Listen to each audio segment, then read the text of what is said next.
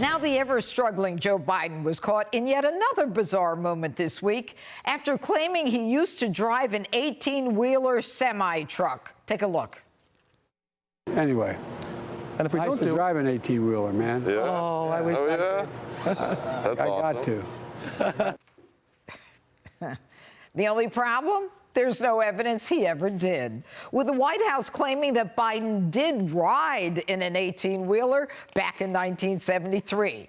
But of course, it gets even worse as Biden this week confused Donald Trump and Barack Obama and couldn't quite remember the 3 reasons he ran for president in the first place. Take a look.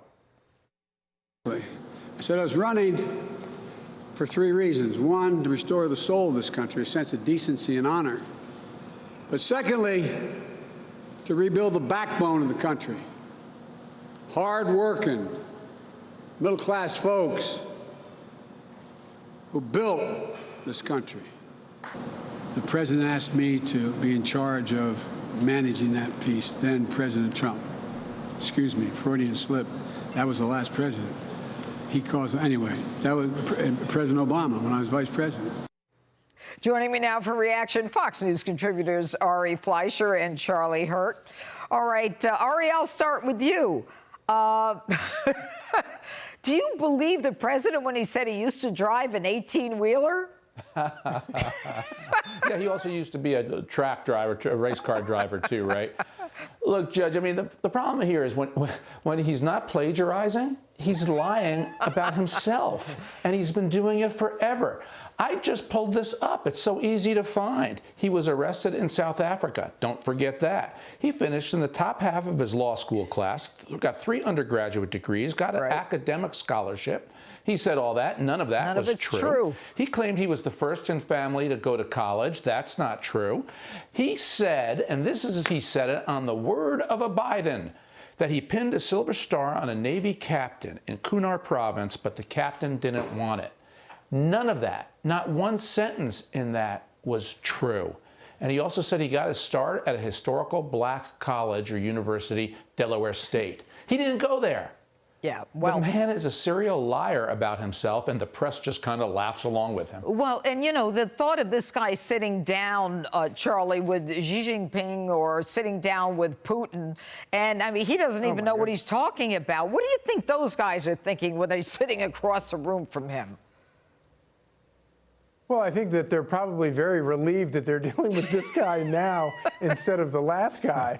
But I also kind of wonder if, you know, after 4 years of one of the most consequential presidents we've ever had in modern times, it's almost like the swamp is back to sort of make the argument that it doesn't matter who's president. Even this guy can be president because he says the dumbest things, and for some reason it doesn't matter. But as you point out, it does matter. When he does sit down with the leaders of China or Russia or the European Union, any of these places, it does matter, and it's an embarrassment. But here's the real thing that I think is very strange about Joe Biden. Joe Biden has been at this for 50 years. He's been in politics for 50 years. He's been running his mouth for 50 years. He's been running for president for most of that time, and he's really bad at it. He's terrible at it. He doesn't know whether he drove an 18-wheeler. The White House said, well, it was a school bus. If the guy doesn't know the difference between driving an 18-wheeler and a school bus, I mean, how would you let this guy be in charge of anything?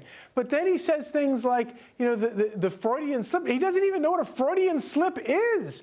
And then it's like the most basic thing. When you start off to list 3 things, you're supposed to always list three things. And that's my point. He's so bad at it. Why, he should have gotten out a long time ago. Well, you know, and the shame of it is, you know, when he's talking about those 3 things, he says when, you know, he got into the race, nobody thought he could win. Well, I guess that the plan was that he would win. And so, Ari, I'll go to you. I mean, you've trained enough politicians, worked with enough of them, that, you know, those 3 reasons that you give, like the first question, why do you want to run for president? Why do you want to run for governor? Why do you want to run for this? I mean, you know, the guy doesn't pass the basic fundamentals, and yet no one in the media cares. I know, because the media's in with them. Well, what's your take on him? Well, this is what bothers me so much. We do see a president who is about to turn 79, and legitimate questions should be raised about how he's doing, how his mental health is, how his acuity is. You watch him in his speech in the news conference today, he can be sharp. There's no question about it. He can go back and forth with reporters and hear their questions and give lucid answers to it. But when he constantly gets things wrong, too, there should be a scrutiny. The press should cover it. But the mainstream media has just seen fit to give him a total pass. They don't hold him to account when he makes up all these lies about himself. They kind of just chuckle. They'll note it maybe in passing once and then move on to the next pro-Biden story that they write. This is the problem, too. Why do they have to protect and cover for him instead of criticize him and draw attention to his frailties the way they would for any other president? And, you know, Charlie, the whole idea of Joe Biden coming out and saying that what he wants is he's building back better and everything is great again. You know, he blames everything on Trump that he doesn't think is good, just like Obama blamed everything on Bush. I don't ever remember the Republican presidents doing this, blaming them on the Democrats before them, although I could be wrong. I don't know. But, you know, when Joe Biden comes out and says, you know, I'm not supposed to take any more questions, or I'm not supposed to answer that, he still can't stop saying that. So they must spank him or something when he goes back from the press conference. Well, that's the one part about being a politician he's very good at. He's very good at blaming other people for his mistakes. But Ari puts his finger on something that's very important here. The fact that he can be lucid sometimes is almost more problematic because you don't know whether you're getting lucid Joe Biden or completely insane Joe Biden. And that makes it, in a lot of ways, even more frightening because it raises the question, okay, so if he's all over the place in terms of his mental abilities and his ability to sort of be with it, then who's actually in charge when he does lose his mind? Is there somebody there? And who is that person? This is a free country where we elect our leaders.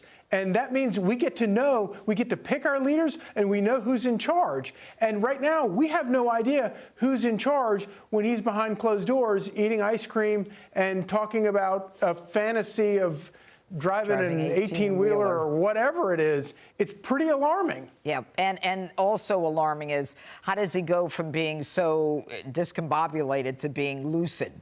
You know, what happens to get him there? Right.